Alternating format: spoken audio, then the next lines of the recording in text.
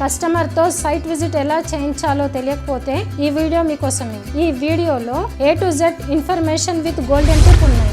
వీడియోని స్కిప్ కాకుండా ఎండ్ వరకు చూస్తేనే తెలుస్తుంది. Hello realtors, this is Razia Begum, real estate coach. Welcome to my channel. First of all ఒకటి గుర్తుపెట్టుకోండి రియల్టర్స్, సైట్ విజిట్ అనేది ఒక ఆర్ట్. అది అందరికీ రాదు, కానీ అది అందరూ నేర్చుకొని సక్సెస్ అవ్వాలన్నదే నా కోరిక. అసలు సైట్ విజిట్ అంటే ఏంటి, సైట్ విజిట్ ఎప్పుడు చేయాలి, ఎలా చేయాలి, ఎంత మట్టితో చేయాలి, ఇవన్నీ ఇప్పుడు చూద్దాం. పాయింట్ నెంబర్ 1, ఒక ప్రాజెక్టుని గురించిన డీటెయిల్స్ ముందే మనము కస్టమర్కి చెప్తాం. ఆ ప్రాజెక్టుని చూపించడానికి తీసుకువెళ్ళడాన్నే సైట్ విజిట్ అంటారు. సైట్ విజిట్ అనేది చాలా ప్రశాంతమైన వాతావరణంలో ఫుల్ ఫ్రీ టైం ఉన్నప్పుడు చేయాలి. కస్టమర్ అండ్ ఏజెంట్ ఇద్దరు కూడా మంచి మూడ్లో ఉన్నప్పుడు, ప్రశాంతంగా ఉన్నప్పుడే సైట్ విజిట్ చేయాలి. దానికోసం క్లయింట్ అండ్ ఏజెంట్ ఇద్దరు కూడా టైం తీసుకొని ఒకరోజు ముందే ప్లాన్ చేసుకోవాలి. సైట్ యొక్క distance, site surrounding developments, project inner and outer developments, present and future developments లాంటివి అన్ని క్లయింట్ కళ్ళకి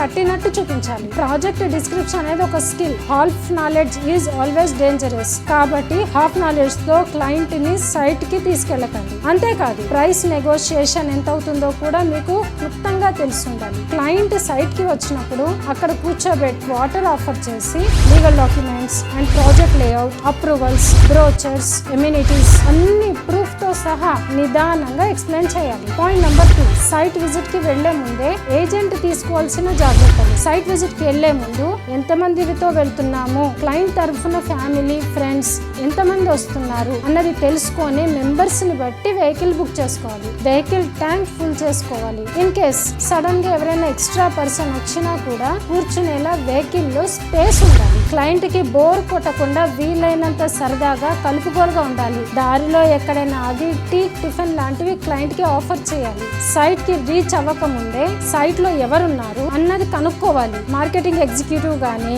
డైరెక్టర్ కానీ లేదా స్టాఫ్ ఎవరైనా సైట్ లో ఉన్నారా లేదా తెలుసుకోవాలి. సైట్ లో ఎవరైనా స్టాఫ్ ఉంటే పాజిటివ్ గా ఉంటుంది. రియల్టర్స్ ఇక్కడ ముఖ్యంగా గుర్తుంచుకోవాల్సిన విషయం, మీ బాడీ లాంగ్వేజ్, మీ డ్రెస్సింగ్, మీ ప్రెజెంటేషన్ స్కిల్స్ చాలా చాలా చాలా ఇంపార్టెంట్. క్లయింట్ పక్కన ఉన్నప్పుడు ఎక్కువసేపు కాల్స్ మాట్లాడడం, చాటింగ్ చేయడం, పర్సనల్ డబ్బా కొట్టుకోవడం లాంటివి చేయకండి. క్లయింట్ ఇరిటేట్ అవుతాడు. ప్రాజెక్ట్ గురించి ఉన్నది ఉన్నట్టుగా చెప్పేయండి. అతిగా చెప్పి అర్జెత్తులో స్వర్గం చూపొద్దు. మీరు ఏజెంట్ అన్న సంగతి అస్సలు మర్చిపోవద్దు. కస్టమర్ సైట్ విజిట్ టైంలో కనుక నిద్రపోయాడంటే మీరు ఫెయిల్ అయినట్టు లెక్క.